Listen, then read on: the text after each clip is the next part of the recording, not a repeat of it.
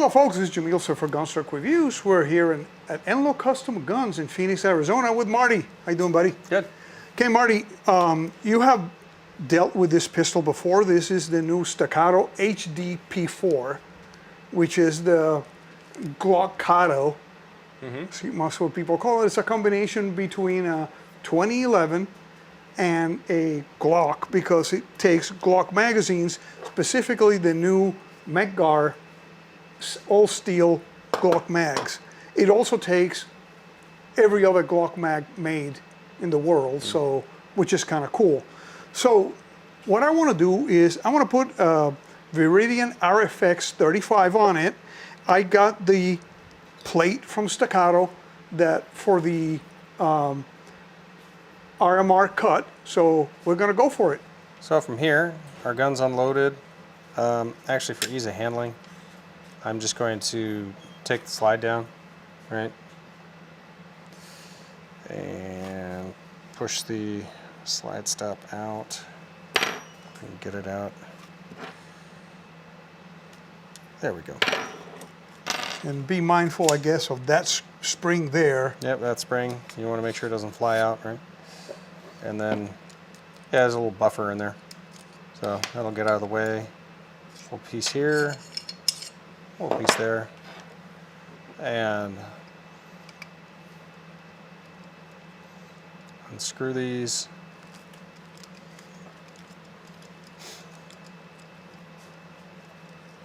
I want to try to save those screws and that part. Also, there is a detent there. Oh, there's a spring-loaded plunger here.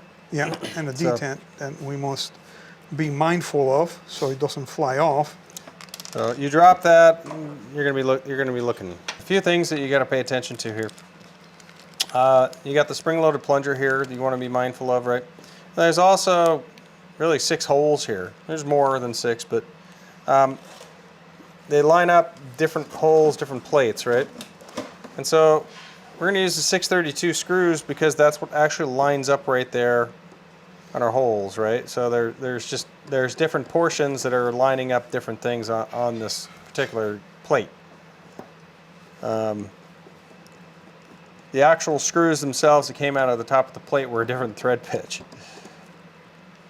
and line up in a different hole. So these are set a little bit wider, right?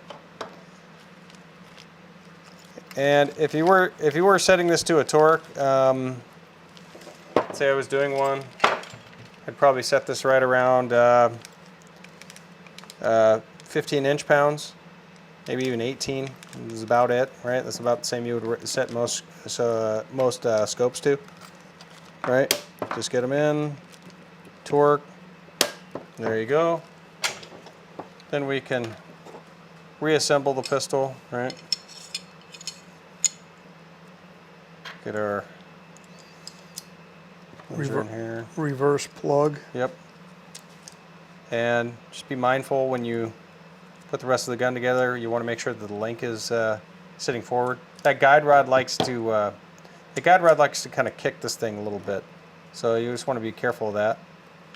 And then as you assemble this thing, that the spring that we were talking about earlier. Let's see here. Spring that we were talking about earlier, for the slide stop. This thing is a little finicky here as far as how it likes to go. Oh, thank you. Series 80. No, we're not even that far yet. This is the barrel itself, which is wanting to kind of get out of the way. It's more like, there we go. That worked. So you want to be mindful that this spring, you just get the slide stop in underneath that spring. So sometimes I'll use, just to protect a finish, a toothpick, but you just want to make sure that you're very careful around that spring. As you get underneath, make sure it's springing up and down. There you go. Thank you very much, sir. Comments on the Staccato HD P4, we were talking about it earlier. It's a little bit more complicated to take apart than a normal 2011. It has a couple of parts. Well, it only. That's because of its ambidextrous nature. That it, Yep. yeah, it does have a few quirks to it. Yeah. Yeah, I noticed that the slide stop, it has that ambi thing on the other side, and I've taken 2011s apart for the past 30 years. This thing is like, I've seen videos on it, and I'm like, I ain't touching that one with a 10-foot cattle prod. But You know, it's, I've had to completely strip them. Yes, it's a lot different than taking apart your standard 1911. okay, a lot of people are complaining about the mushiness of the trigger pull. What do you think about it, and is it a problem? Because the Series 80, I see it. you know, I don't see it. I don't feel it. This is where I get hateful comments probably. Okay, So what? that's The thing is yeah, there's gonna be a little bit of take up in every single gun. You know, a Glock has take up, and a lot. You know, it has a lot of take up. Or the M&P, or the VP9. Pick your pistol out there, right? There's take up. I've gone for years where I've tried to eliminate take up on pistols because I thought it meant something, and the more I shoot, the more I realize it doesn't matter. And one important thing that a lot of people need to think about is this pistol wasn't designed to be a competition pistol or an EDC pistol. This is a duty pistol. This was designed from the ground up to be put in cops holsters, retention, safari land holster, Yeah. and as a duty pistol. And It's made for drop safe. drop safe, Which, I was about to say, yeah. it's made for drop safety. Because if you want to explain why, if you take any 1911 for that matter that is serious, Drop and you them on the drop it on the muzzle. muzzle, Yep. it's going to go bang. Yeah. Because of that firing pin being loose in there, no matter if you have a titanium firing pin. Well, there's a known statistic that a 1911, a 45, an old style Colt 1911 USGI has a wide, heavy firing pin. It can be dropped from a distance of 5 feet and discharged.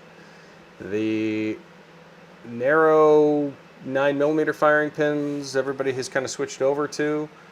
You can drop a pistol directly on its muzzle, right? Or kind of at an angle or whatever, but if it's dropped directly on its muzzle, it can discharge from a distance of 6 feet. So you went from 5 to 6 feet. If you get a titanium firing pin in there, you've now increased it to 7 feet. And the thing is that the Series 80 or the Schwartz safeties are meant to prevent that. If somebody, let's say somebody fell from a reasonable height, you know, like I don't know why, but let's just say that, okay, you came down off the top of a building, a police officer or something. Let's say you just hit the ground. You know, let's say you just landed kind of hard, right? Is it possible that you could land in such a way that that thing could go off? I don't know, but it's one of those things that they were trying to prevent with doing it. Here's a fun story. Browning high powers, right?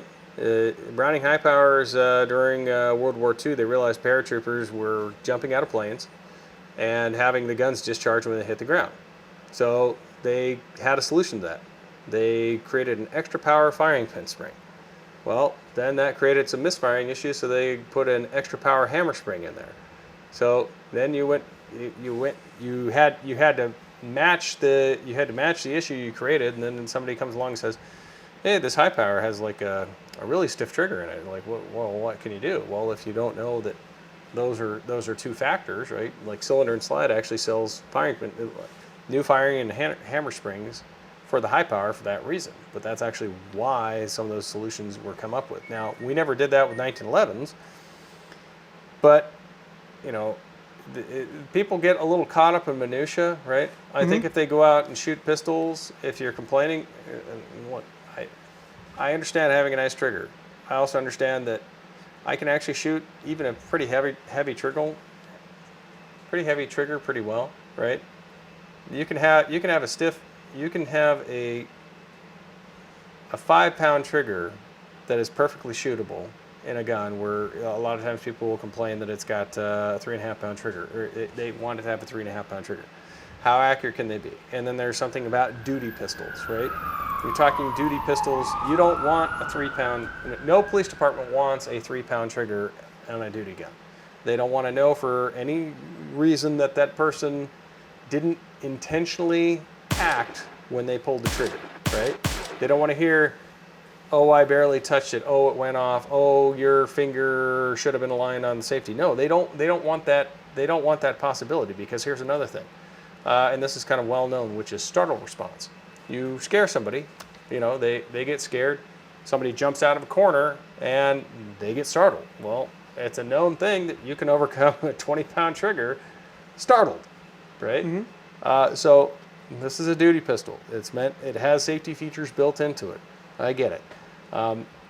But as far as complaints go, or take up and those types of things, every pistol out there has them. Yeah. Even some of the 1911s out there, I actually get a little scared if there isn't a little bit of slop on the trigger. Just engaging the trigger with no take up, you realize like there's no wall, right? Or there's no leeway in there. Yeah, so. Yeah, and you can have a very unfortunate end there to your situation. So, Marty, thanks a lot for this. Appreciate it, and thanks for the comments. And guys, like always, like this video, share this video, and subscribe to the channel. And remember, please remain healthy, stay safe, and definitely have fun at the range. Thank you for watching Gunstock Reviews. Please visit our website at www.gunstockreviews.com for more exclusive content. Please visit our Patreon page at www.patreon.com/gunstockreviews. Your contributions would be greatly appreciated and help us grow our selections and frequency of videos.